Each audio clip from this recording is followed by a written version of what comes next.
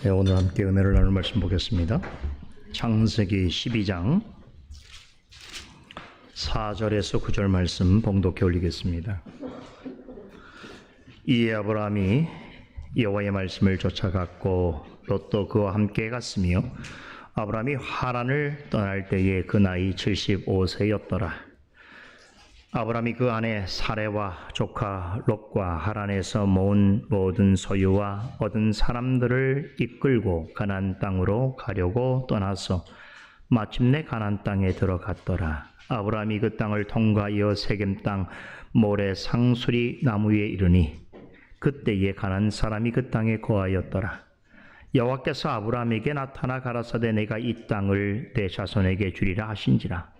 그가 자기에게 나타나신 여호와를 위하여 그곳에 단을 쌓고 거기서 베델 동편 산으로 옮겨 장막을 치니 선은 베델이요 동은 아이라. 그가 그곳에서 여호와를 위하여 단을 쌓고 여호와 이름을 부르더니 점점 남방으로 옮겨 갔더라. 아멘.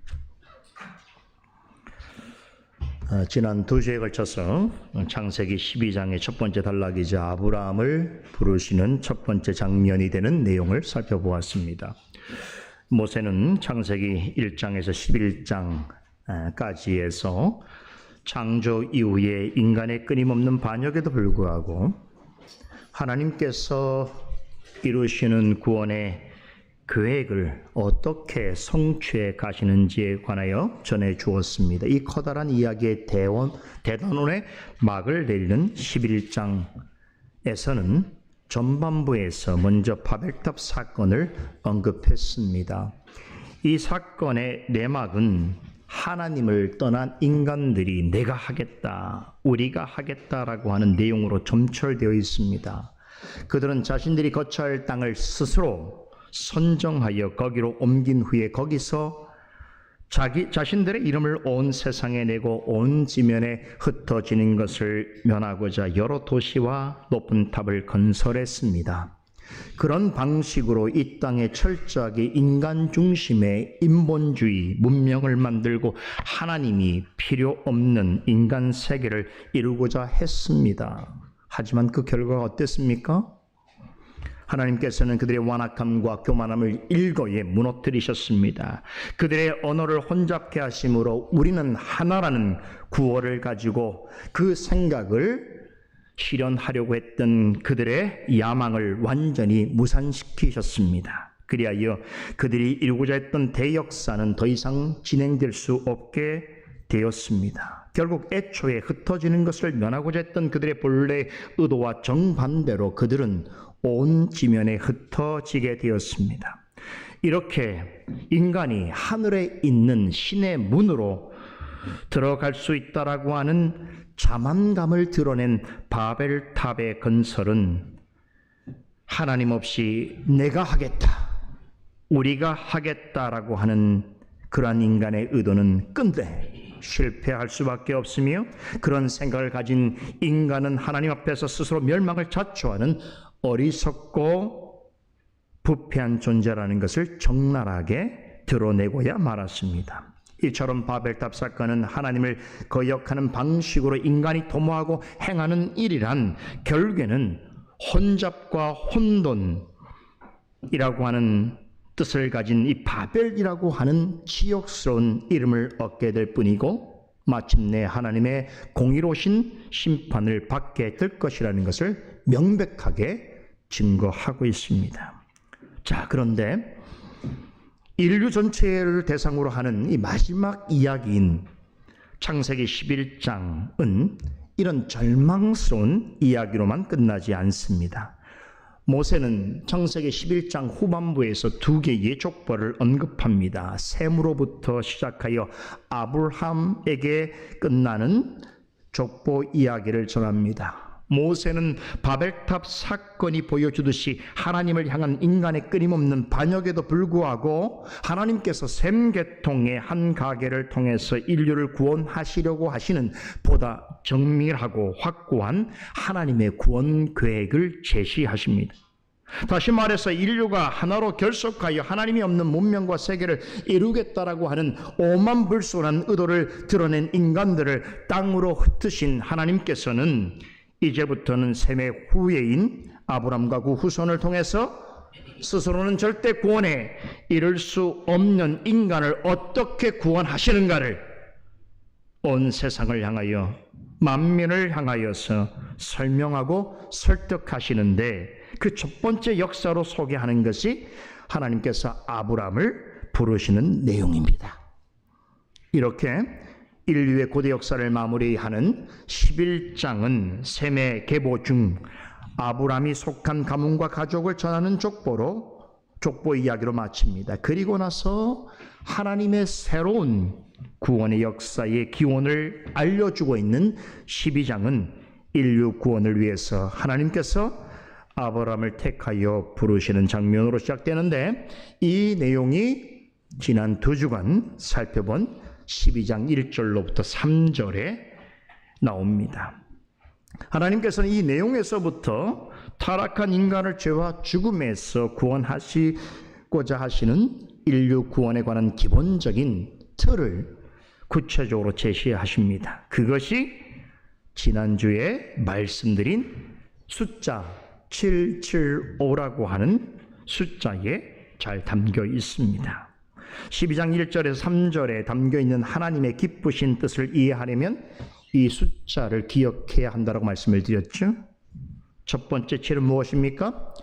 12장 1절에서 3절에 반복적으로 언급되고 있는 하나님께서 직접 내가 하겠다라고 선언하신 7개의 문장을 의미합니다. 하나님께서는 아브라함을 부르시면서 내가 내게 땅을 보여줄 것이다. 내가 너로 큰 민족을 이루게 할 것이다. 내가 내게 복을 줄 것이다. 내가 내 이름을 장대하게 할 것이다.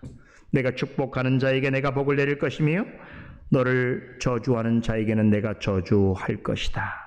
내가 이 땅을 내 자손에게 줄 것이다 라고 하시면서 직접 내가 하겠다라는 의미를 담은 이 표현을 7번 반복해서 사용하셨습니다. 두 번째 7이라는 숫자는 무엇입니까? 하나님께서 아브라함을 부르시면서 그와 그의 후손들에게 하신 약속입니다. 언약의 형태로 그와 그 후손에게 땅과 민족과 복을 주시겠다라고 하신 약속의 내용이 7번 반복해서 언급됩니다. 그리고 마지막 숫자 5는 12장 2절로 3절에 5차례 반복적으로 언급되는 복에 관한 교훈입니다. 하나님께서는 아브라함을 부르시면서 내가 하겠다라고 하는 7번의 말씀에 이어서 복에 관한 약속을 5차례나 거듭하셨습니다. 자, 이게 지난주 말씀이었어요. 여기에서 우리가 잊어서는 안 되는 한 가지 중요한 사실이 있습니다. 하나님께서 아브라함에게 주신 이 약속은 아브라함 개인만을 위한 축복이 아니었다는 것입니다. 또한 이 세상 사람들이 갈망하는 물질과 건강과 출세와 같은 눈에 보이는 기복적인 축복 또한 아닙니다. 이 복은 아브라함의 가계를 통해서 오실 참되고 유일한 구원자이신 우리 주 예수 그리스도로 인해서 성취될 우주적이고 영적인 축복입니다. 그러니까 창세기 12장 1절로 3절은 11장 후반부에 언급된 셈의 계보에서 맨 마지막 부분에 소개되고 있는 아브라함의 가계를 통해서 오실 그리스도를 통한 인류 구원에 관한 하나님의 계획을 미리 예고해 주신 복음 그 자체다. 이렇게 평가할 수 있습니다. 여러분, 이 사실을 누가 우리에게 확인시켜 주었습니까? 사도 바울입니다. 그는 특히 갈라디아서와 로마서를 통해서 창세기 12장 1절로 3절에 미리 공표된 복음의 의미를 정확하게, 아주 적확하게 해석해 주고 있습니다. 바울은 여기 언급된 모든 약속들은 아브람과 그 자손 한 사람에게 하신 말씀이라고 하면서 이것을 이룰 이는 오직 한 사람, 곧 우리의 유일한 메시아이자 구속자이신 예수 그리스도라는 사실을 갈라디아서 3장 16절에서 분명하게 언급했습니다. 그런 점에서 지난주 강설 결론에서 12장 1절로 3절은 앞으로 전개될 이스라엘 족장사의 전체 서론이 되는 동시에 신구약 성경을 관통하는 가장 중요한 주제가 되는 예수 그리스도를 통한 하나님의 구원 계획을 미리 예고해 주고 있는 복음 중에 복음이다. 이렇게 말씀드렸던 것입니다. 특히 12장 3절에 언급된 하나님의 약속은 창세기 3장 15절 이후로 구약 성경의 여자의 후손이자 아브라함의 후손으로 오실 예수 그리스도에 관한 구체적인 두 번째 메시아 예언입니다.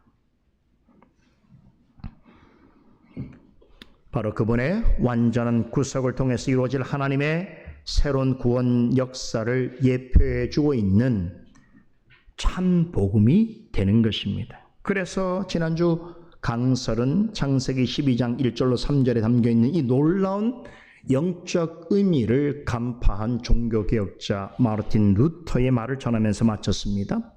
그는 본문을 언급하면서 이것은 이 놀라운 복음의 내용은 사람의 도구로 쓸 것이 아니라 금글씨로 기록될 가치가 있다.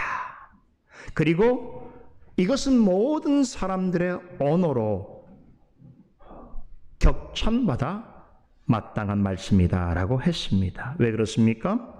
아브라함에게 약속하신 복은 그리스도를 통하여 성취될 것인데 그리스도를 믿고 영접하는 사람이라면 누구나 유대인이나 헬라인이나 이방인이든 상관없이 그리스도 안에 있으면 하나님께서 아브라함을 부르시면서 약속하신 복을 맛보아 누릴 수 있기 때문인 것입니다. 사도 바울은 우리의 유일한 메시아여 구속자이신 그리스도 안에서 이 복을 맛보아 누리는 사람이야말로 믿음의 조상인 아브라함의 참 자손이라고 했습니다. 이렇게 아브라함을 택하시고 부르신 일은 그의 믿음의 계보를 이어받은 여러분과 저에게도 직접적으로 관련되어 있다는 것입니다. 아브라함이 남이 아닌 것이. 영적으로 우리 모두는 아브라함의 자손입니다. 지난 두 주에 걸쳐 살펴본 12장 1절로 3절에 아브라함을 부르시는 장면은 그의 후손으로 오실 그리스도를 통해 성취될 인류 구원에 관한 아주 큰 틀을 제시해주는 아주 거대한 구원의 이야기를 세 구절에 압축하고 있습니다. 이어서 오늘 살펴볼 그 다음 이야기는 그런 규모의 이야기에 비하면 아주 작아 보입니다. 그러나 우리의 신앙의 삶과 아주 밀접하게 연결되어 있는 말씀입니다. 아브라함의 이야기가 우리에게 전해주는 우리가 잊어서는 안 될 중요한 교훈이 있습니다.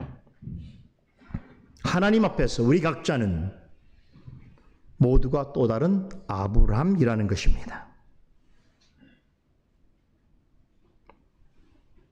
이것이 오늘 본문이 우리에게 전하는 핵심 메시지입니다. 즉 아브라함 개인의 이야기인 동시에 그의 영적 후손인 우리 자신의 이야기이기도 합니다. 12장 1절로 3절이 아브라함을 부르시는 하나님의 명령과 약속에 관한 말씀이었다면 오늘 살펴보게 될 4절에서 9절은 그에 따른 아브라함의 응답과 그의 신앙 여정을 소개하고 있습니다. 이렇게 본문은 아브라함의 전체 생애의 서론이자 요약이라고 할 수 있습니다. 그런데 한 가지 흥미로운 사실이 있어요. 이스라엘 민족의 태동과 더불어 그리스도를 통해 성취될 구원의 역사를 전하는 구속사의 시초, 기원을 밝히고 있는 아브라함을 부르시는 말씀, 그것과 그 말씀에 반응하여 그 부르심에 응답하여 본격적으로 신앙 여정의 길로 나아가는 것을 밝혀주는 이 말씀은 아주 절묘한 조화를 이루고 있습니다. 12장 1절 보세요. 하나님께서 아브라함에게 가라라고 하는 명령으로 시작되고 있지요. 그런데 12장 4절을 보게 되면 이에 답하기라도 하듯이 아브라함이 하나님의 말씀을 쫓아갔다라고 하는 표현으로 시작합니다. 앞에는 하나님이 가라고 명하셨고 뒤에는 그 명하신 말씀에 응답하여 쫓아가는 내용으로 우리에게 소개하고 있습니다. 이렇게 오늘 본문은 하나님의 부르심에 대한 아브라함의 응답이라고 할 수 있습니다. 다시 한번 기억할 것이 있습니다. 아브라함은 우리의 믿음의 조상이면서도 우리의 믿음의 본보기로서 부르심을 받았다는 것을 우리는 기억해야 합니다. 이 말은 본질적으로는 아브라함의 부르심은 우리의 부르심과 결코 다르지 않다는 것입니다. 어떤 면에서 그러한가 하면 하나님께서 하신 말씀을 듣고 믿고 따라야 한다는 점에 있어서 아브라함과 우리는 늘 동일선상에 있습니다. 앞서 언급한 것 같이 이 점에 있어서 우리 모두는 하나님 앞에서 각자가 아브라함인 것입니다. 하나님의 부르심에 따르는 아브라함의 첫 번째 여정은 우리에게 아브라함은 우리의 믿음의 본보기가 되어주는 동시에 또한 우리 역시도 하나님 앞에서 아브라함이 되어 살아가야 한다는 것을 교훈해 주고 있습니다. 오늘 여러분이 이 부분을 주의해서 집중해서 잘 들어보시면 여러분 각자가 아브라함이 되는 것이 어떤 의미가 있는 것인지를 깊이 깨닫게 될 것입니다. 기대되지요? 오늘 본문은 드디어 아브라함이 하란에 머물 때에 주신 말씀을 듣고 그곳을 떠나는 이야기를 전합니다. 아브라함은 수년 전에 아버지와 아내 사레와 조카 롯과 함께 고향 갈대아 우르를 떠났습니다. 그곳에서 하나님으로부터 너는 본토 친척 아비 집을 떠나 내가 내게 지시할 땅으로 가라라고 하는 명령을 받았습니다. 그의 아버지 데라는 이곳을 떠나기 전부터 하나님께서 가라고 하시는 것이 가나안 땅이라는 것을 정확하게 알고 있었습니다. 그런데 창세기 11장 31절에 따르면 데라는 가족을 데리고 가나안 땅으로 가려고 갈대아 우르를 떠났음에도 하란에서 지체하다가 거기서 죽음을 맞게 됩니다. 여기서 우리는 한 가지 의문을 가지게 됩니다. 그렇다면 왜 아브라함은 하란에서 가나안 땅으로 가지 못하고 지체하였는가 하는 것입니다. 이 물음에 대한 성경의 답변은 명료하게 우리에게 전해지고 있지 않습니다. 그럼에도 여러 정황상 유추가 가능합니다. 여러 가지 요인이 있을 수 있겠습니다만 가장 주요한 원인은 그의 아버지 데라 때문이었을 것입니다. 이미 우리가 알고 있는 것처럼 데라는 갈대아 우르에 있을 때부터 열렬한 우상 숭배자였습니다. 그런데 하란 역시 갈대아 우르만큼이나 우상 숭배가 성행한 도시였습니다. 성경학자들은 데라가 하란에 머물게 되었던 이유를 몇 가지로 설명합니다. 그것은 메소포타미아에서 가나안으로 가는 주요 길목에 있는 상당히 발달한 고대 상업 도시였고 그만큼 거기는 사람이 살기에 좋은 환경이었으며 또한 거기에는 데라의 친척들이 살고 있었고 무엇보다도 하나는 갈대아 우르처럼 달 숭배가 성행한 우상 숭배의 중심지였기 때문이라고 합니다. 또 한 가지 데라의 건강설을 이유로 드는 이들도 있습니다. 하란은 갈대아 우르로부터 북서쪽으로 약 550마일, 885km 정도 떨어져 있습니다. 그런데 아브라함이 태어났을 때 하란의 나이는 130세였습니다. 그러니까 아브라함이 갈대아 우르에서 한 70여 년을 살았으니까 데라가 이곳을 떠날 쯤에는 거의 200살 정도가 되었습니다. 그 고령의 나이에 하란을 거쳐서 가나안 땅까지 간다는 것은 무리였을 것이기 때문에 아마도 중간 기착지인 하란에서 정착하게 되었을 것이다 라고 설명합니다. 당시 엄격한 가부장적 사였던 점을 감안해 볼 때에 이후 여하를 막론하고 데라가 하란을 떠나지 않으려 했다면 아들 아브람으로서도 어찌할 수 없는 형편이 있었을 것입니다. 그렇겠죠? 지금까지는 아브람이 하란에서 지체할 수밖에 없었던 상황적이고 심리적인 이유에 대해서 말씀을 드렸습니다. 자, 그런데 더 중요하게 생각해 보아야 할 관점이 있습니다. 바로 하나님의 섭리적 관점입니다. 왜 데라와 아브람은 가나안으로 향하는 길에 하란에서 지체하게 된 것인가? 여기에 하란과 데라라고 하는 이름이 우리에게 약간의 힌트를 제공해 주고 있습니다. 참 희한한 것인데 이 하란이라고 하는 지명과 데라라고 하는 이름 뜻은 상당히 유사합니다. 하란이라고 하는 지명은 통로라고 하는 뜻도 있습니다만 지체하는 곳이라는 의미를 가지고 있습니다. 그런데 데라라는 이름도 지체하다, 체류하다입니다. 데라는 지체하다라는 이름 뜻으로 지체하는 곳이라고 하는 의미를 지닌 하란에서 머뭇거렸습니다.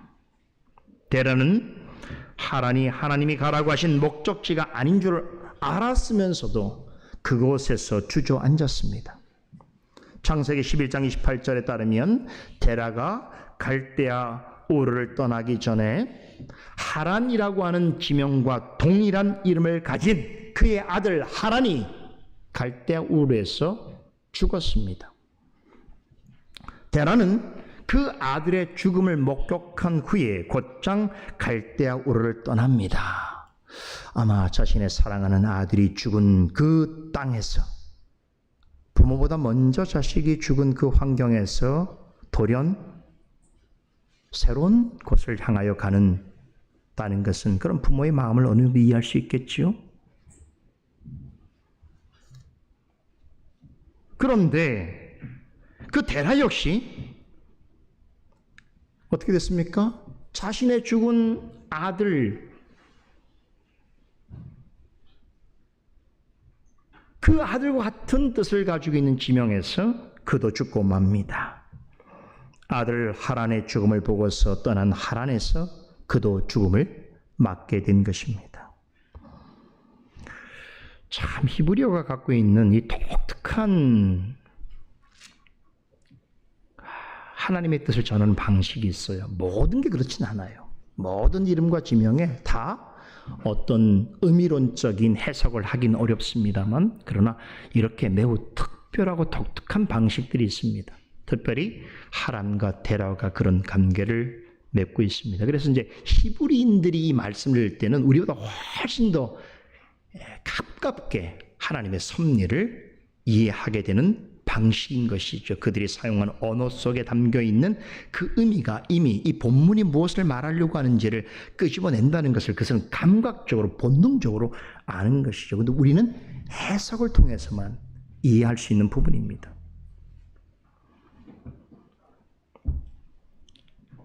중요한 것은 아들 하란의 죽음을 보고서 떠난 하란에서 그도 죽음을 맞이하게 된 것인데, 그러나 갈대아 우르와 하란은 하나님이 가라고 지시한 땅이 아닙니다. 다시 말해서 하나님 백성을 위해서 예비된 곳이 아니었습니다. 하지만 데라는 하나님의 부르심을 받아 갈대아 우르를 떠났음에도 하란에서 지체하다가 죽음을 맞았습니다. 그로써 그는 갈대아 우르를 떠나기 전에 죽은 아들과 같은 운명에 처하게 되었습니다. 믿음의 관점에서 볼 때에 데라는 겉으로는 하나님의 백성같이 보입니다. 하지만 신앙의 최종적인 목적지를 향해 가는 동안 하나님을 끝까지 의지하지 못하고 인내하지 못함으로 중도에서 포기한 신자를 대표하기도 합니다. 갈대아 우르에서 아들이 죽은 것은 데라와 그의 가정을 약속하신 땅으로 이끄시려는 하나님의 섭리였습니다. 데라는 그 일로 갈대아 우르를 떠나는 데까지는 순종했습니다. 하지만 갈대아 우르와 같은 우상의 도시 하란에서 한없이 지체합니다. 하나님과 그분의 섭리를 믿는다면 힘들더라도 가라고 하신 가나안 땅으로 가려고 했어야 하는데 중도에서 포기했습니다. 이러한 아버지의 태도는 아브라함에게도 상당한 영향을 끼쳤을 것입니다. 아브라함은 아버지를 따를 수밖에 없었습니다. 본인이 원치 않았어도 붙인 데라와 또 다른 우상의 도시 하란과 아주 강하게 엮인 채 지내야만 했습니다. 당시 아직 믿음이 부족했던 아브라함은 이 강고한 결박의 고리를 스스로 끊어낼 수 없었습니다. 그런데 하란에서 이 고리를 끊게 하는 한 사건이 일어납니다. 그것은 바로 아버지의 죽음이었습니다. 우리의 신앙 여정 속에서도 우리와 결부되어 있는 어떤 강고한, 강력한 결박의 고리들이 있어서 내가 아무리 애쓰고 힘써도 끊어낼 수 없는 형편이 있을 수 있습니다. 그런데 그것을 끊어낼 만한 일이 하나님께서 섭리 가운데 일어납니다. 아브라함에게 있어서는 아버지 데라의 죽음이었습니다. 데라의 죽음을 바라보는 아브라함의 관점에서 생각해 볼 때에 성도에게 있어서 죽음이라고 하는 것은 단지 슬픔과 두려움만을 가져다 주는 것은 아닙니다. 오늘 본문을 통해서 볼 때에 죽음이 성도에게 주는 긍정적인 측면이 많다라고 하는 것도 생각해 보게 됩니다. 성도에게 있어서 죽음은 옛사람, 옛 성품, 옛 기질과 강하게 결박되어 있는 것들로부터 끊어지는 것입니다. 사도 바울은 로마서 6장에서 그리스도 안에서 새 생명을 얻은 자를 가리켜 죄에 대하여서는 죽은 자요 그리스도 안에서는 하나님께 대하여 살아있는 자라고 했습니다. 그리스도로 말미암아 죄에 대하여 죽었으나 그리스도 안에서 하나님께 대하여 산 자라는 말의 의미를 이어지는 구절에서 이렇게 설명합니다. 로마서 6장 12절에서 13절 말씀입니다. 들어보세요. 그러므로 너희는 죄가 너희 죽을 몸을 지배하지 못하게 하여 몸의 사욕에 순종하지 말고 또한 너희 지체를 불의의 무기로 죄에게 내주지 말고 오직 너희 자신을 죽은 자 가운데서 다시 살아난 자와 같이 하나님께 드리며 너희 지체를 의의 무기로 하나님께 드리라. 아멘. 아멘이죠. 바울은 고린도전서 15장에서 그리스도 안에서 부활 생명을 얻은 성도를 가리켜서 날마다 죽는 삶으로 묘사합니다. 사람은 누구나 한 번은 죽습니다. 그런데 바울은 나는 날마다 죽노라라고 고백했습니다.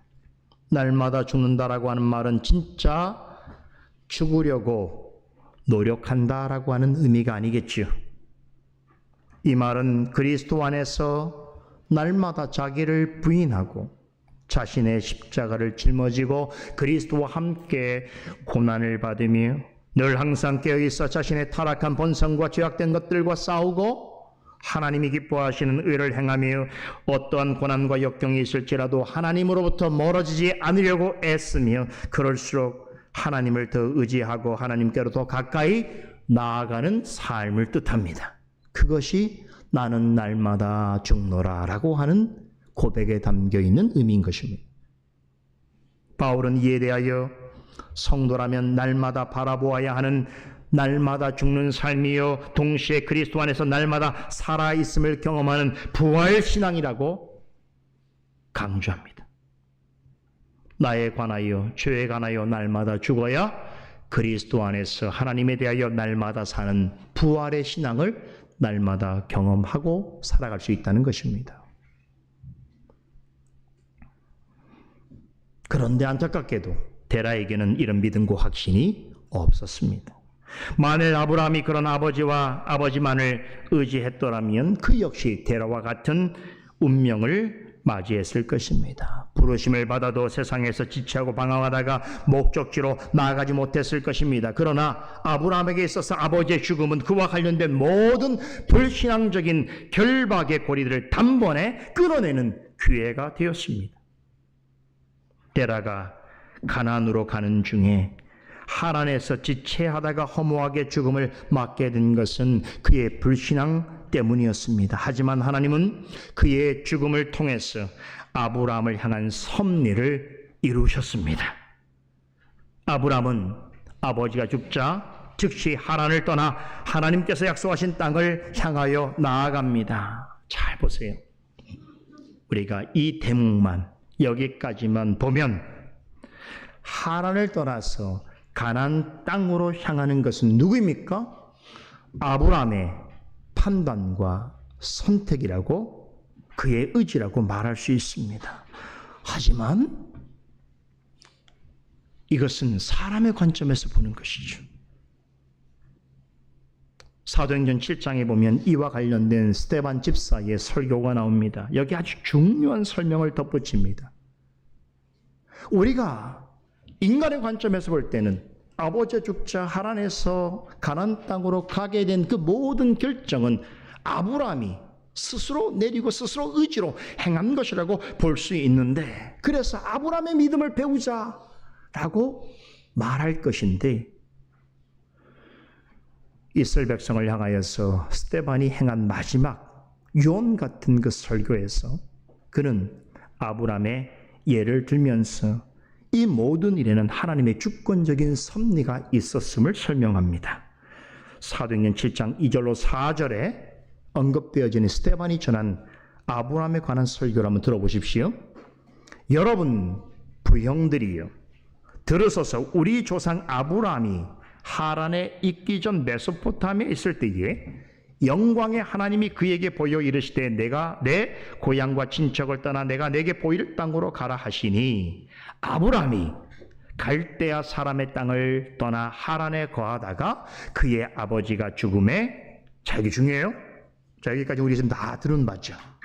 여기서 중요합니다. 이 일을 스데반이 성령의 감동을 받아 어떻게 해석하는지 보세요. 하나님이 그를 거기서 너희 지금 사는 이 땅으로 옮기셨느니라. 그 일을 행한 것은 아브라함이지만 그 일을 행하도록 하게 하신 분은 하나님이시다 라고 해석하고 있습니다. 스데반은 아브라함이 갈대아 우르에서 본토 친척 아비집을 떠나 내가 내게 지시할 땅으로 가라는 하나님의 말씀을 듣고도 하란에서 체류하였다고 합니다. 그러다가 하란에서 아버지가 죽자 곧 그곳을 떠나게 되는데 실제로 그 일을 행하게 하신 이가 누구라고요? 하나님이시라고 말합니다. 하란에 거하다가 그의 아버지가 죽음에 하나님이 그를 거기서 너희 지금 사는 이 땅으로 옮기셨다라고 말합니다. 아브라함 편에서는 하란에서 가나안으로 이주한 것이 자신이었죠. 그런데 스데반은 하나님의 삼적 관점에서 하나님께서 그를 하란에서 약속의 땅으로 옮기셨다라고 해석합니다. 이렇게 동일한 일을 두고 하나님과 사람이 보는 관점은 현저하게 다를 수 있습니다. 우리의 신앙 여정도 아브라함과 유사합니다. 어떤 계기로 내가 하나님을 만났고 예수를 알고 믿게 된 것이라고 생각할 수 있는데, 사실은 그것은 하나님께서 나의 삶에 간섭하시고 이끌어주신 역사다라는 것입니다. 그런 하나님의 섭리가 없었다면 우리 중에 그 누구도 믿음을 가질 수 없었고 지금까지 신앙의 여정을 걸어올 수 없었다는 것입니다.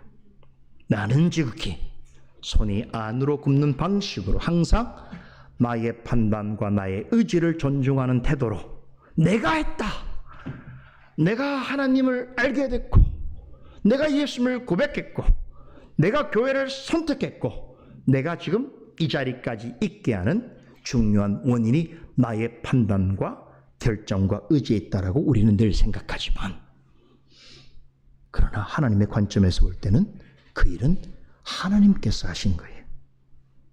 그죠? 자, 그렇다면 아브라함은 어떻게 데라가 할 수 없었던 일을 행할 수 있었을까요?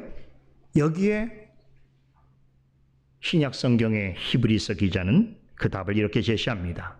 히브리서 11장 8절에 믿음으로 아브라함은 부르심을 받았을 때에 순종하여 장래 기업으로 받을 땅에 나갈새 갈 바를 알지 못하고 나아갔다라고 전합니다.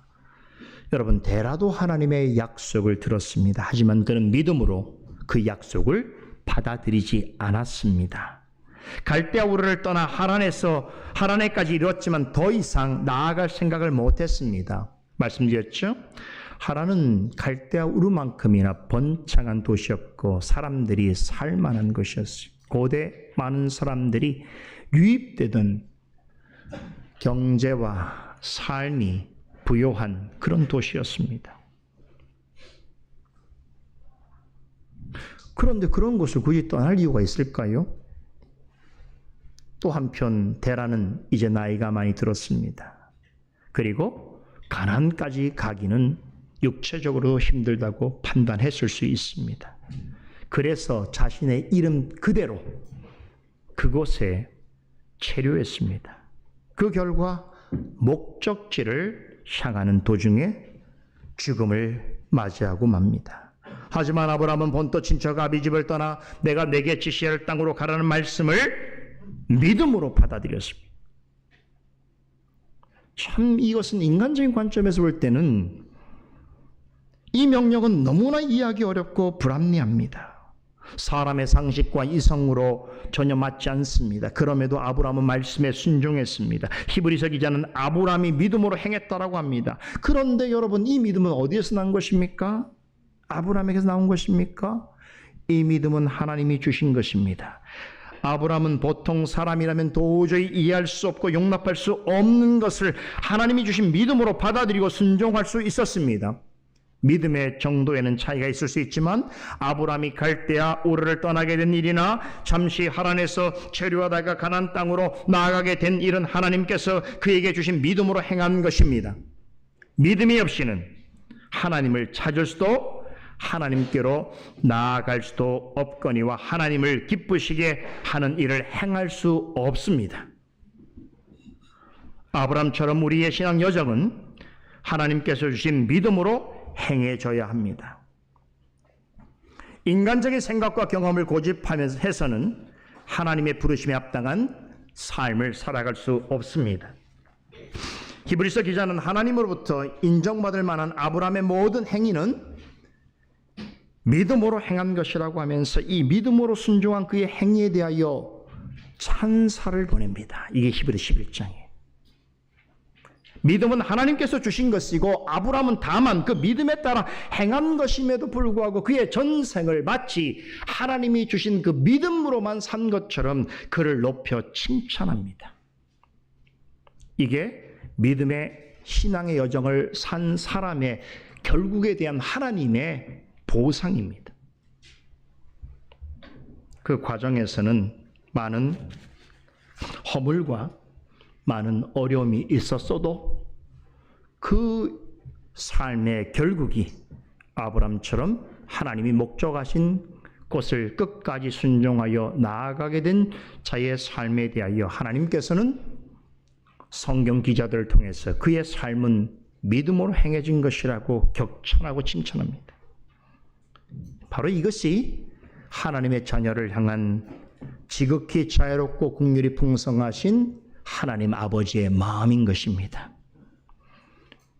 모든 잘못과 허물을 다 세세히 기억하여 그것을 다 정죄하고 그것에 대하여 책임을 지도록 하는 방식이 아니라 허물과 부족과 연약과 무지가 있었음에도 불구하고 하나님께서 말씀하신 약속의 말씀을 믿음으로 행하게 될 때에 그렇게 산 사람의 최후에 대한 평가는 믿음으로 산 것이라고 하나님께서 여겨주시는 것입니다.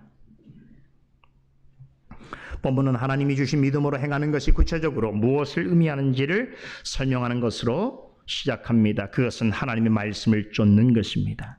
아브라함은 갈대아 우르에 있을 때 말씀을 쫓아 그곳을 떠났습니다.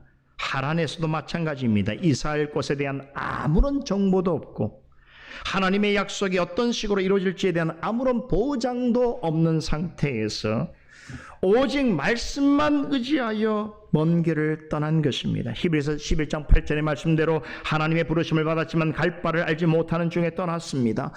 하란을 떠날 때 그의 나이가 몇 살이었다고요? 75세였습니다. 여러분, 아브라함의 향년이 175세였는 것을 생각해 본다면 오늘날로 계산하면 75세는 중년의 시기에 접어드는 때 정도입니다. 중년기가 되면, 저도 그 중년이죠. 사람이 중년 정도 되게 되면 이 시기에는 어떤 특성이 나타나냐면 현실에 안주하고 싶어하는 마음이 생깁니다. 보다 안정된 생활을 꿈꿉니다. 가급적이면 삶에 급격한 변화를 주는 일을 기피합니다. 요즘 같으면 중년이 되면 노후를 안정되게 보낼 방안들에 대하여 강구합니다. 그죠? 노인이 돼서 노후를 생각하면 투레이트예요. 그죠? 노인이 되기 전에 중년의 시기 정도 되면 보통의 사람들은 이제 노후를 어떻게 보낼 것인지에 대해서 생각을 하고 준비하게 된다는 것이죠. 그래서 이 시기가 되면 생각은 좀 더 보수적이게 되고 생활은 보다 안정시구적으로 변합니다. 뭔가 처음부터 아주 새로운 일을 시작하는 것은 늦었다라고 생각하는 시기인 것이지요. 이런 시기에 지금까지 살았던 삶의 모든 방식을 다 내려놓고 하나님의 말씀만 쫓아서 살라고 할 때에 과연 기꺼이 그럴 수 있는 사람이 얼마나 되겠는가 묻게 되는 것입니다. 하란에서 하나님의 말씀을 다시 듣게 되었을 때 아브람도 아마도 아버지 데라처럼 생각하고 행동할 수 있었을 것입니다. 여기도 괜찮은데요. 꼭 어디로 가야 될지 모르는 그 땅으로 떠나야만 하겠습니까? 제가 이 나이쯤 돼서 다른 곳으로 이주하여서 완전히 새로운 삶을 산다는 것은 너무 늦은 일이 아닙니까? 이미 나에게도 가족이 있고 돌아볼 식솔들도 많은데 어떻게 어디로 가야 할지도 모른 채 떠나라고 하시면 어떡합니까?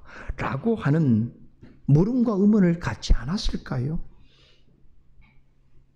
얼마든지 이런 생각을 하면서 자기 주장을 펼칠 수 있었을 것입니다. 그러나 아브라함은 젊지 않은 나이에 갈 바를 알지 못한 상태에서 지체 없이 하란을 떠납니다.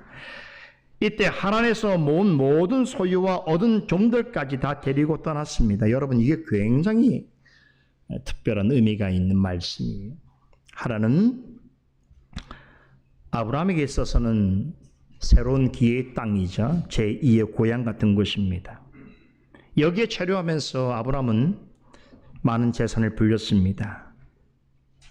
갈대아 우르에서보다 더 많은 소유를 갖게 되었습니다. 여기에서 얻은 사람들, 종들, 또 여기에서 얻은 많은 재물들이 있었다는 것이지요. 그런데 그것들을 하란에 전혀 남겨두지 아니하고 다 가지고 이곳을 떠납니다. 이것이 무엇을 의미하는 것일까요? 하란에서의 삶과의 완전한 단절을 의미합니다. 이곳을 떠나면서 아브라함은 다시는 하란으로 돌아올 일이 없도록 모든 것을 다 정리하였습니다. 이로써 아브라함은 마침내 갈대아 우르에서부터 하란에까지 하나님께서 말씀하신 너의 본토 친척 아비 집을 떠나라고 하는 하나님의 말씀을 순전하게 이행하게 됩니다.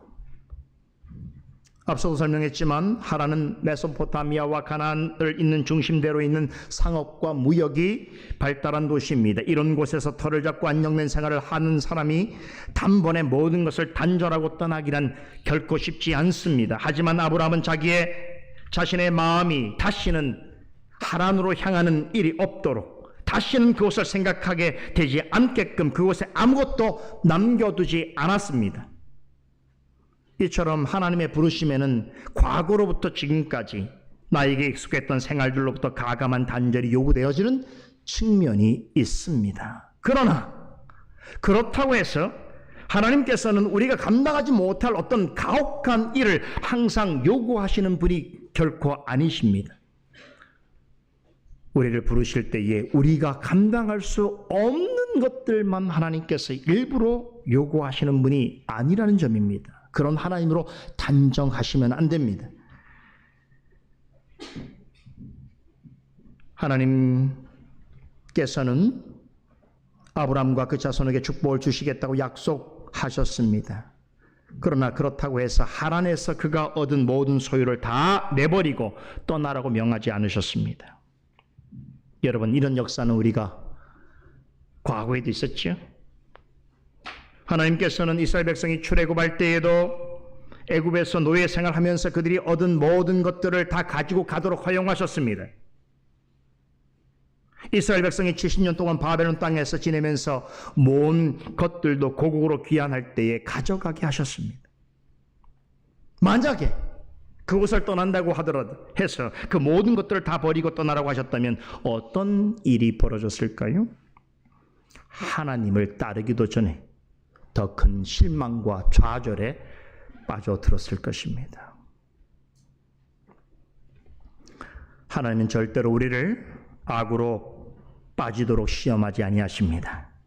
우리 영적 성장을 위해서 시험을 허용하시더라도 우리가 감당하지 못할 시험은 허락하지 아니하십니다. 또한 시험을 당할 때에 하나님을 의지하는 자에게 피할 길을 내사 능히 감당하도록 하십니다. 하나님께서는 성도가 참된 믿음을 가지고 말씀을 쫓고자 할 때에 포기해야 하는 것이 있다면, 단절해야 하는 것이 있다면 그 이상으로 그에게 더 좋은 것으로 채워주십니다. 아브라함이 하란을 떠날 때에 그 홀로 떠나도록 하지 않으셨습니다. 그의 아내 사레와 조카 롯과 거기서 얻은 모든 종들을 데리고 떠났습니다. 여러분 생각해 보세요. 그들을 데리고 하란에서 갈 바를 알지 못할 어느 땅으로 이주할 때에 아브라함이 그들에게 강제적으로 위협하면서 그렇게 하자고 했겠습니까? 아니지요. 상당 시간을 그들에게 자신이 갖고 있는 신앙과 신념에 대하여 설명하고 설득했을 것입니다. 그럴 때에 그것은 아브라함의 생각이지 나의 생각이 아니라고 가족들 입장에서 말할 수 있겠으나 하나님께서 그 말을 듣는 자들의 마음을 부드럽게 해주셨습니다. 그리하여 그들 역시 아브라함처럼 자원하여 아브라함과 함께 길을 떠납니다. 여러분, 이것이 아브라함에게 얼마나 큰 위로와 용기가 되었을까요? 구원의 길로 나아가는 것은 좁은 문으로 들어가는 것과 같습니다. 넓고 큰 문으로 들어가는 사람들에 비하여 거의 없다고 할 만큼 그 수가 많지 않습니다. 하지만 하나님께서는 우리대로 홀로만 그 길을 외롭고 고단하고 힘들게 가게 하지 아니하십니다. 우리가 전하는 말에 귀를 기울이고 함께 마음을 나눌 수 있는 이들을 붙여주십니다. 좁은 길로 가는 동안 천하보다 귀한 믿음의 동력자들을 허락해 주십니다. 오직 말씀을 쫓아 나아가는 길에 절대로 홀로 두지 아니하십니다.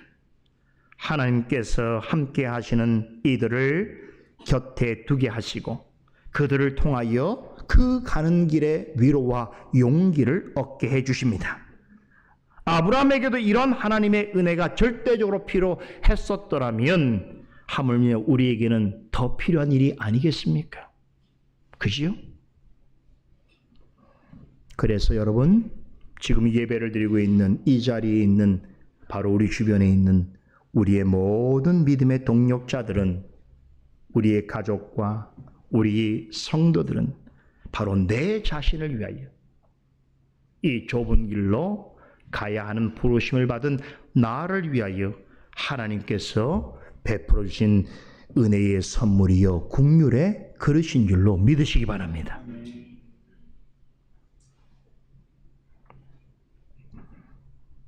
이렇게 하란을 떠난 아브라함은 마침내 가나안 땅에 도착합니다. 하란에서 가나안까지는 좋게 480km가 넘는 대장정이었습니다. 여러분, 이 480km를 자기의 일행과 함께 걸어서 감당할 때에 얼마나 많은 시간이 걸렸을 것이고 얼마나 많은 일들이 있었겠습니까? 그죠? 그런데 모세는 그 요정을 아무것도 설명하지 않습니다. 그저 아브라함이 그 땅을 통과했다라고 하는 문장 하나로 그의 전체 여정을 축약하고 있습니다.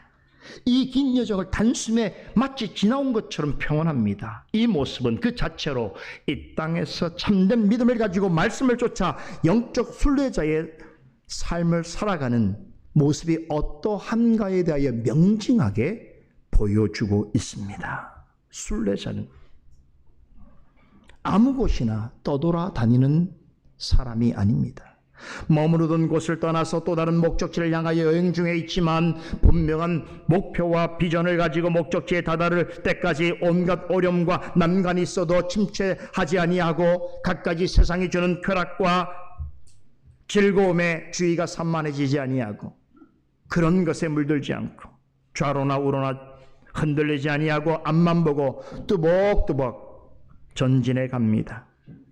아브라함이 하란에서 가나안 땅에 이르는 이 긴 여정은 이러한 영적 순례자의 생이 어떻게 가능한가를 생생하게 보여주고 있습니다.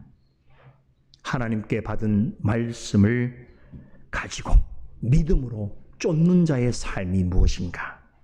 목적하신 곳까지 마치 단숨에 가듯이 한 번에 가듯이 가게 되는 삶이라고 하는 것을 말해주고 있습니다.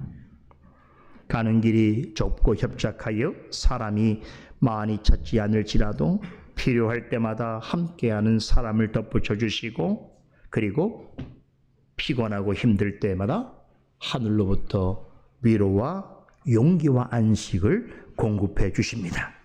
그래서 목적지까지 가도록 하십니다. 그렇게 해서 아브라함은 일행과 함께 그 멀고 험한 땅을 통과하여 가나안의 세겜 땅 상수리 나무가 있는 곳까지 이르게 되었습니다. 여러분, 세겜이 어떤 곳인 줄 아세요? 이 가나안 지역의 중심부에 있습니다. 그러니까 아브라함은 어느덧 북쪽에서 남쪽으로 이어지는 대로를 거쳐서 가나안 땅을 통과하여 중심지까지 깊숙이 들어오게 된 것입니다. 그런데 그곳에 상수리 나무가 있었습니다. 가나안 사람들은 이것을 매우 신령하게 여겼습니다. 고대로부터 이 나무 밑에 모여서 자신들의 신들에게 제사를 지내왔기 때문입니다. 가나안 족속은 우리가 잘 알고 있는 모세의 아들 함의 자손들입니다. 이들은 오래전부터 이곳에 이주하여 바로 이 상수리 나무가 있는 지역을 중심으로 촘촘히 모여 살고 있었습니다. 그런데 이 함의 자손, 즉 가나안 족속들은 특별히 셈 계열의 히브리인들에게는 유독 적대적이었습니다. 이 말은 아브람과 그 일행이 약속의 땅에 도착하였지만 그들이 마주한 현실은 기대했던 것과 완전히 딴판이었음을 말해주고 있습니다.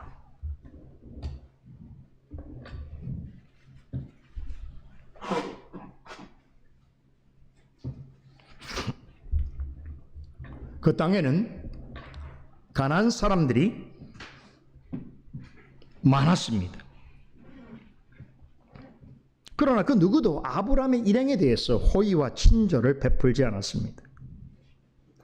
어디를 가도 땅은 널려 있었지만 그들의 허락 없이는 어디에도 장막을 칠 수 없었습니다. 그렇게 간절히 갈망하던 가나안 땅에 그것도 중심부에 도착했건만 그들이 접한 현실은 매우 냉혹했습니다. 하나님이 주시겠다고 약속하신 땅은 하나님을 대적하는 가나안 족속이 이미 차지하고 있었습니다. 그런데 그들은 여호와를 경외하는 자들에게 있어서 너무나 악하고 폭력적이었습니다. 이런 양상은 이후로도 계속되어서 나중에 여호수아가 이스라엘 백성들을 데리고 이끌고 가나안 땅에 들어갔을 때에 하나님의 약속이 성취되는 그 과정에서 가장 이스라엘 백성들을 공경에 빠뜨리고 끝까지 방해한 사람들로 남습니다.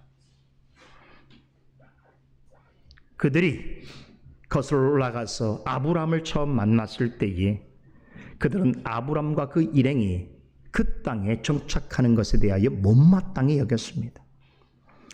여러분 생각해 보세요. 아브람의 입장에서 이런 상황을 어떻게 이해할 수 있을까요? 매우 당혹스러웠을 것입니다. 분명히 내가 내게 지시할 땅으로 가라라고 하는 하나님의 말씀을 좇아서 하란에서의 안정된 생활을 다 정리하고 그 멀고 힘든 길과 어렵고 괴로운 일들을 뒤로하고 가나안 땅을 통과하여 마침내 약속의 땅, 그것도 그 중심부에 도착했는데 그곳에 가보니 하나님을 대적하는 사람들이 천지요.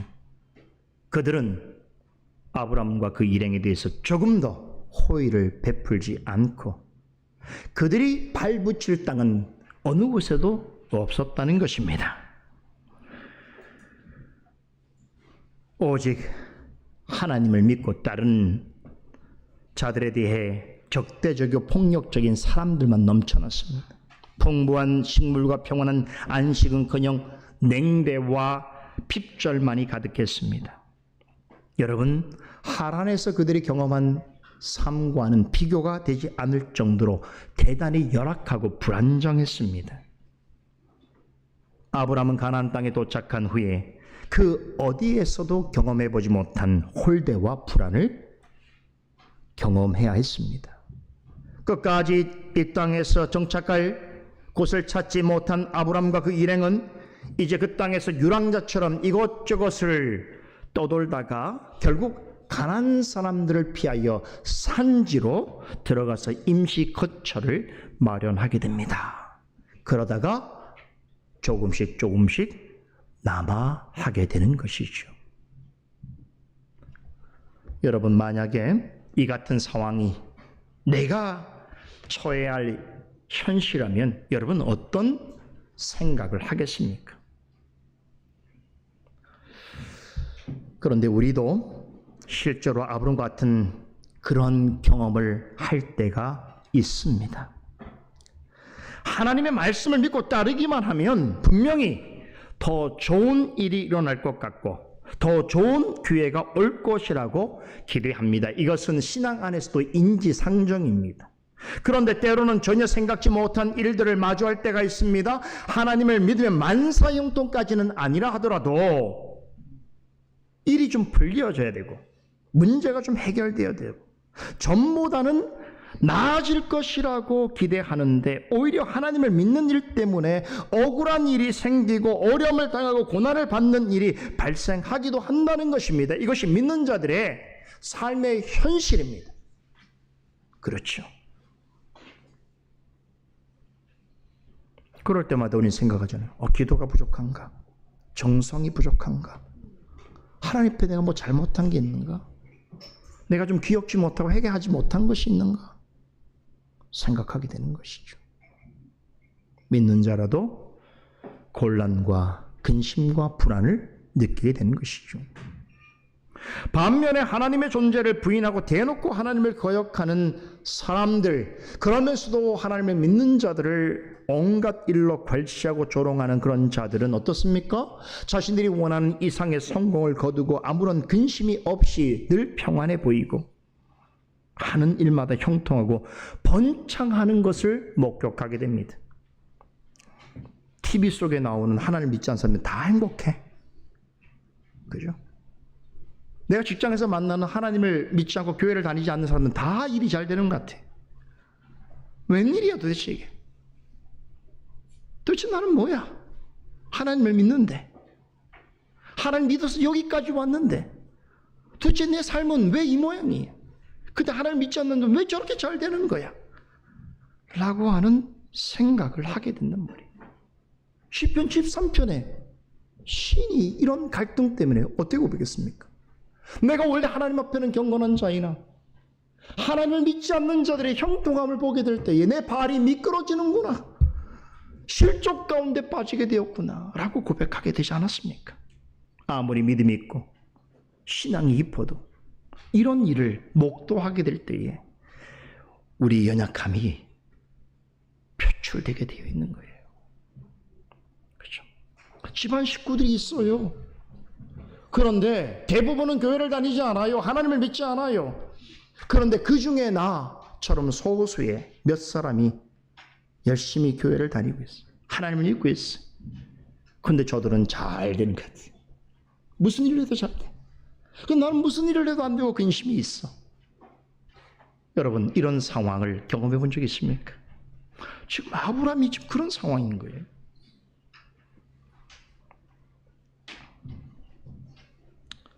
참 이렇게 하나님께 대적하고 하나님의 백성을 무시하는 그런 자들이 여러분 고난도 없고 재앙도 없고 항상 평안하고 만족한 삶을 산다고 할 때에 우리는 그것을 바라볼 때 어떤 생각을 갖게 되는가? 아브라함과 그의 일행의 관점에서 보게 될 때에 가나안 사람들은 모든 면에서 자기들보다 나아 보이는 거죠. 그죠? 이럴 거면 하란에서 그냥 머물 걸 하는 생각이 있겠죠. 그죠? 그리고 아마 아브라함을 쫓아왔던 식구들과 종들은 아브라함의 눈치를 보면서 끼리끼리 모여서 뒷담화를 했겠죠. 그때 좀 내가 가지 말라고 얘기했을 걸. 괜히 간다고 해서 같이 고생이야. 뭐 믿음이 좋다고 하더만 고생길만 열렸네.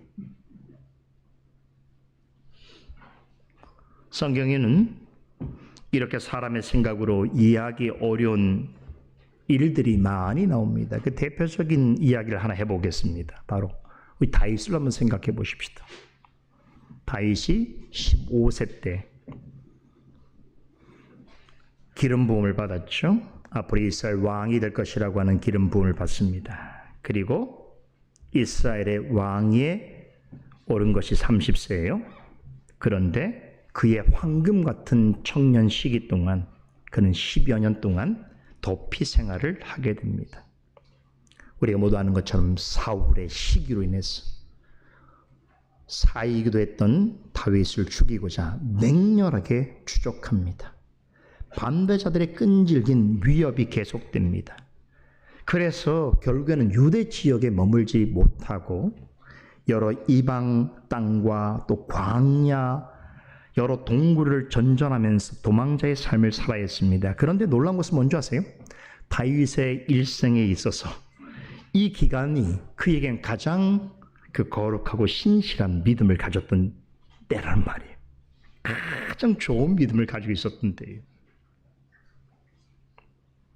인간적인 관점에서 본다면 이해하기 어려운 일입니다. 하나님을 가장 신실하게 믿고 가장 열정적인 신앙을 가지고 있던 그때에 10년이라고 하는 세월 동안 불의하고 오만한 자들에 의해서 지속적으로 큰 시련을 겪어했습니다. 뭐 잘못한 것도 없는데요. 그렇죠. 잘못한 게 뭐가 있어요 이때 다윗이.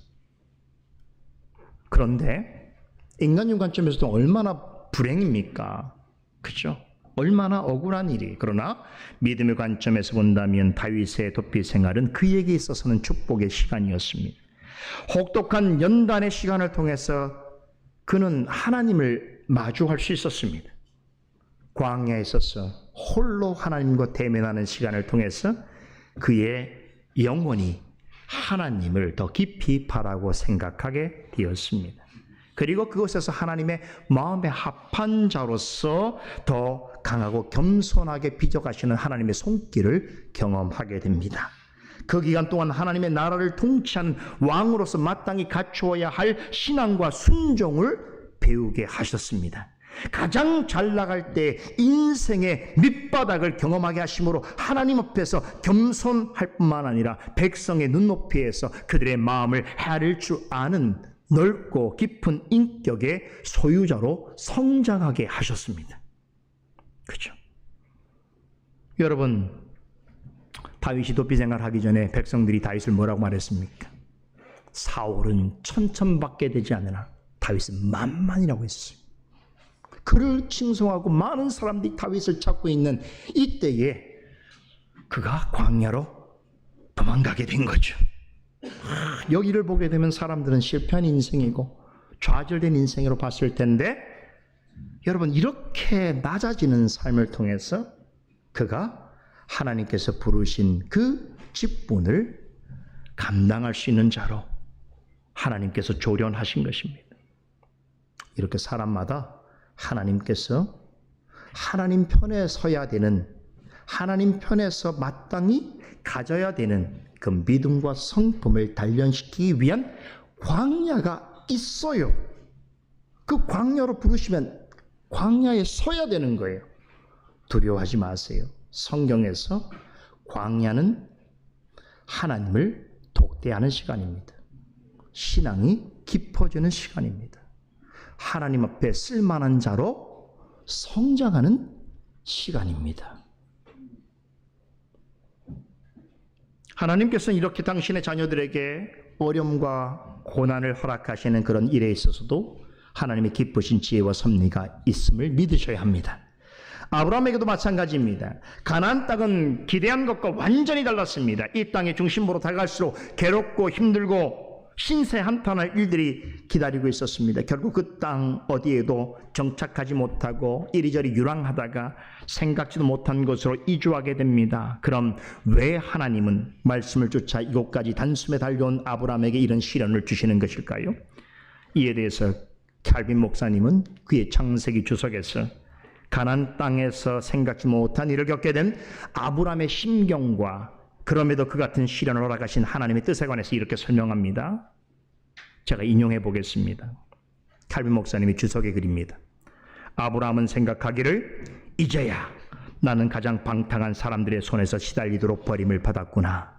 머지않아 저들의 손에 죽임을 당할지도 모르겠구나 하는 식으로 생각했거나, 나는 처참한 생활과 사사건건 방해를 받는 생활이 계속되는 상태로 고통 중에 지내야 할 신세로구나 하고 생각했을 것이다. 그러나 그것의 결과는 달랐으니 그런 단련과 시련을 통하여 보다 더 나은 소망을 가지고 그리워하는 상태에 그가 익숙하게 되는 점이 그에게는 더 유익할 것이었기 때문이다. 왜냐하면 그가 만약 가나안 사람들의 친절과 정중한 예의로 환대를 받았다면 그곳에서 귀빈으로 지내는 생활보다 더 나은 것을 전혀 바라지 않았을 것이기 때문이다. 그러나 지금 하나님은 그의 생각을 보다 차원 높은 곳으로 끌어올리셨어. 결국 머지않은 장래 그곳의 정착인들이 모두 멸망한 때에 그가 그 땅의 주인이 되며 상속인이 될 것이라는 것을 결론짓게 하신다. 뿐만 아니라 편히 쉴 곳을 계속해서 상실하고 있는 그의 처지로 인해 도리어 영원한 하나님 나라를 간절히 바라는 생활에 더 큰 소망을 갖게 해 주셨다. 영문이죠. 성경적인 해석입니다. 하나님께서 아브라함에게 주시겠다고 약속하신 땅과 복은 하나님을 모르는 사람들이 생각하는 그런 물질적이고 현세적인 것이 아닙니다. 약속하신 땅이 하나님의 주권과 섭리 가운데 하나님의 백성으로 온전한 다스림을 받는 영역이라면 약속하신 복은 오직 하나님을 최고의 상급으로 여기고, 와, 창세기 15장에 나와요. 하나님이 어떤 분인가? 그분은 최고의 상급이시다.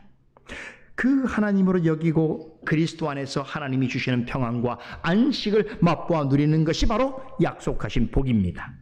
히브리서 기자는 아브라함이 부르심을 받았을 때에 그에게 나아가라고 약속하신 땅의 실체를 가리켜서 히브리서 10장, 11장 10절에서는 하나님의 경영하시고 지실 터가 있는 성이라고 했고, 16절에서는 더 나은 본향 곧 하나님의 백성을 위하여 예비하신 한 성이라고 밝혔습니다. 그러니까 하나님이 아브라함이 가라고 하신 가나안 땅은 하늘에 있는 영원한 본향을 나타내는 모형이었던 것입니다.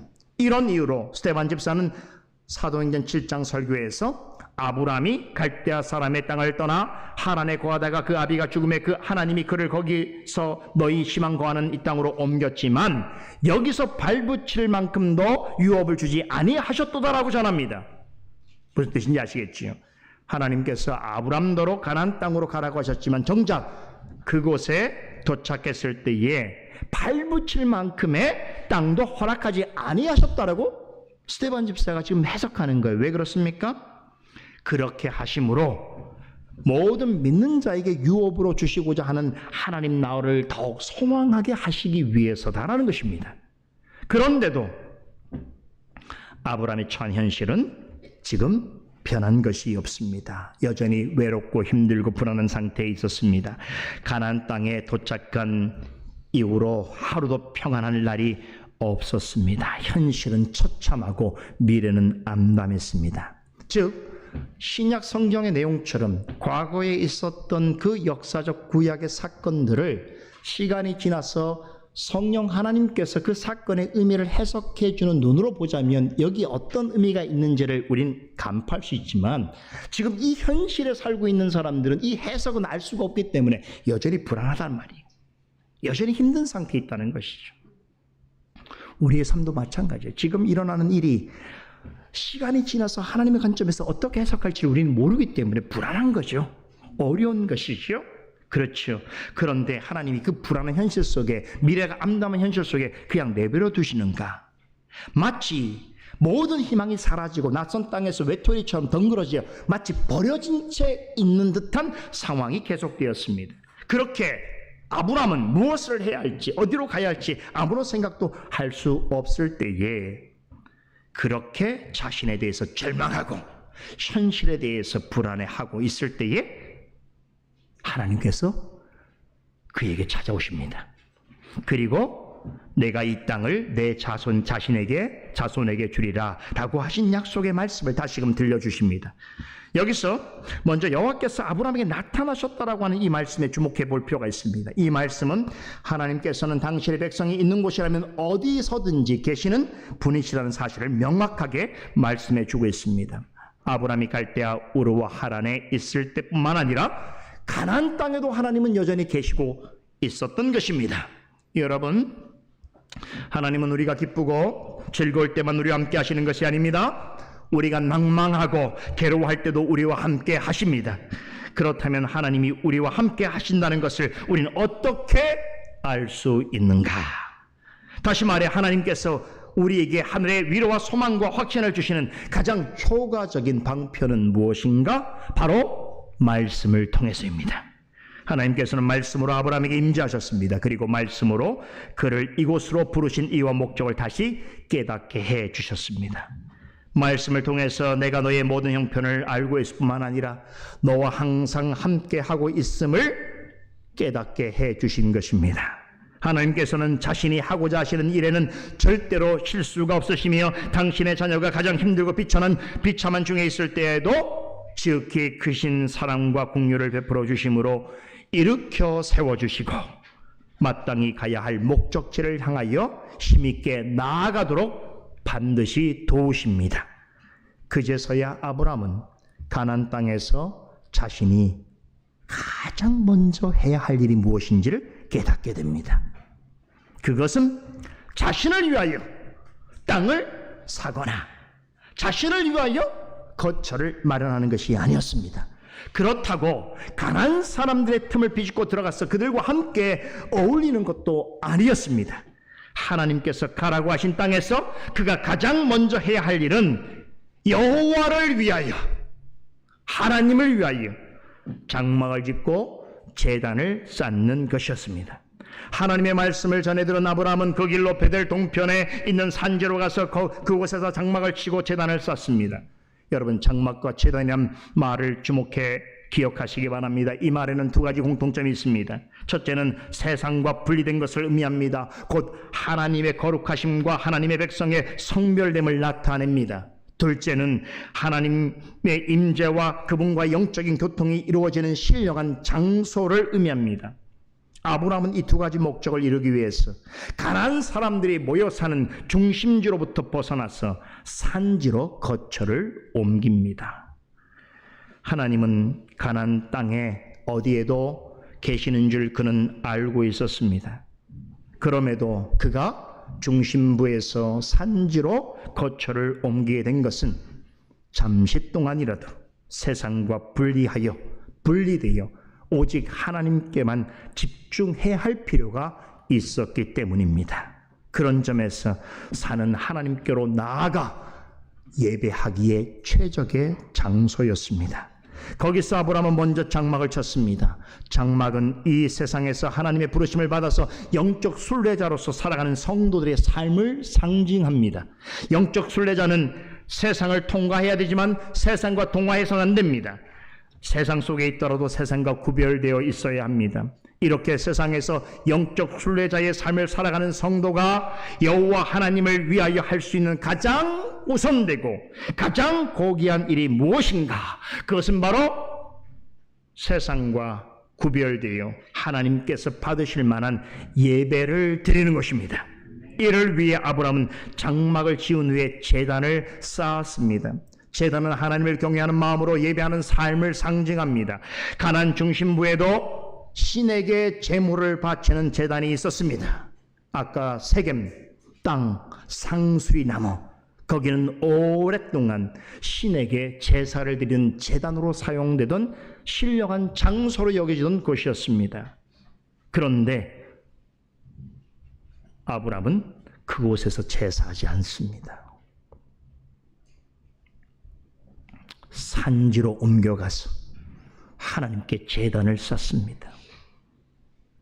외형적으로 본다면 여러분 어디가 더 나은 곳입니까? 어디가 제사를 드리기에 예배하기에 더 편리한 곳입니까? 아브라함이 지은 제단보다 여러분 세상에 있는 이방인들의 제단이 훨씬 더 규모가 크고 웅장하고 아름다웠을 것입니다. 그리고 거기는 항상 많은 사람들이 넘쳐났을 것이고 더 좋은 재물이 바쳐졌을 것입니다. 하지만 아브라함은 하나님께서 주신 믿음을 통해서 하나님께서 이방인들이 종교의식으로서 행하는 그런 제사를 받지 아니하신다는 것을 알았습니다. 그래서 그들이 보기에 비록 작고 소박할지라도 하나님의 백성이 진심으로 하나님을 위하여 드리는 예배를 기뻐하신다는 확신을 가지고 산지로 옮기게 된 것입니다.